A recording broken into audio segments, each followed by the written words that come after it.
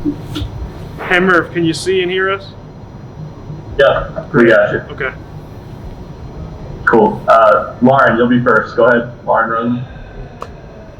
Hey Tobias, when you and the rest of the starters all play on the road, you guys haven't lost yet. How good does it feel for you to be making the same statement on the road as you are at home this year? It feels good. I mean, we know as a group that's an area from the beginning of the season that we needed to be better in. So tonight, it was a good way for us to get going, get out. I thought first half we didn't have the energy we really wanted. I think we was able to get that in the second half with our defense, with our energy, and just getting out. And Joel did his thing down low, making plays and scoring the basketball for us. So from there we was able to just gain some success and keep it going. Doc told us that it feels like at this point when Joel has the ball, he's either going to get fouled or he's going to score. And from your perspective, sharing the court with him, what's it like to be out there with someone that's just going to get it done no matter what? It's just dominance on his part. I think, he's figured it out and he's done such a good job of creating plays for other guys out of the post. Some teams now, they have to, tonight they had to guard him straight up. So he's continuing to figure that out, continue to be dominant out there, and it's a pleasure to be able to be on the floor with him. When he has that demeanor and he's going like that, it makes us a really great team. Yep. We'll go to Mark and Keith with the next two, starting with Mark.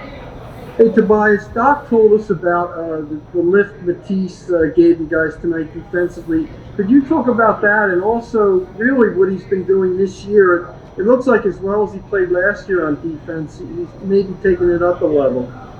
Yeah, I mean, we know what Matisse brings to the table defensively. Like tonight, you just saw an exhibition of how effective he is on the ball. He gets his hands on a lot of loose basketballs on the floor. His hustle, his length out there. So you can put him on anybody, pretty much 1 through 5, and he's able to hold his own. So that gave us a huge spark, especially with the second unit. And as time continues to come and he continues to get confident, he's going to start knocking down those shots and taking advantage of different ways he can score offensively, and that's going to be key for us. Okay, thank you. No problem. Keith. What's up, Tobias? What's up, Keith? Hey, Tobias, so you look at it as, it was just a matter of having all 5 of your starters, or do you look at it as this is a growth for this team? Because, even going back to last year, I know it's a different team, but it just seems like this was would have been a letdown game for y'all. And it just seems like y'all handle business. Yeah, we know through the year just how good we have to be on the road to win. And, we have to be good, not just the nights where we're playing, the reigning champions. We have to be good versus whoever we're going against. We have to respect our opponent. And I thought tonight, second half, we really had a formula of how we were going to win a basketball game, and that was defense first. Offensively, just picking apart where we can get at. But it's growth from the group. It's growth from last year to this year. But more individually, as guys just looking themselves in the mirror and saying, we have to have that energy on the road, no matter who we're playing against. So, it's a good one for us, and we got another one we got to get. 2 more on this trip, and we got to handle our business. Right. And talk about that third quarter. I mean, you look at Joel in the first, he did make a lot of foul shots, but he was 4 for 12. Yeah. That third quarter, he was 6 for 7. He scored the first 8 points for y'all in that third quarter. Can you just talk about how dominant he was? Yeah, I mean, he was just in a flow. I thought, in the beginning of the game, he had a couple easy ones that didn't go his way. He came out in the timeout, and I told him, I said, I think you got to get on the bike. You don't look too loose out there. So, he was like, yeah, you're right. So, they got back going. But, sometimes it's like we expect greatness of him. So when he missed like 2 or 3, we're like, oh my, like what's going on, But he was able to get right, which we expect, and we'll continue to feed him. But second half, he was just in his bag of tricks of being able to create and score, and it's just a full display of size, strength, and skill on the floor.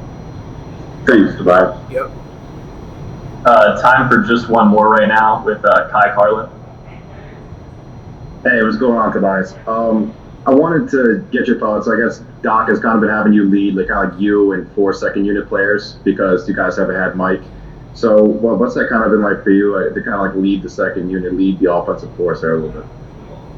Yeah, just finding different ways that we can be effective. So, out there, there's a lot of shooters. Being able to create some different plays with different matchups.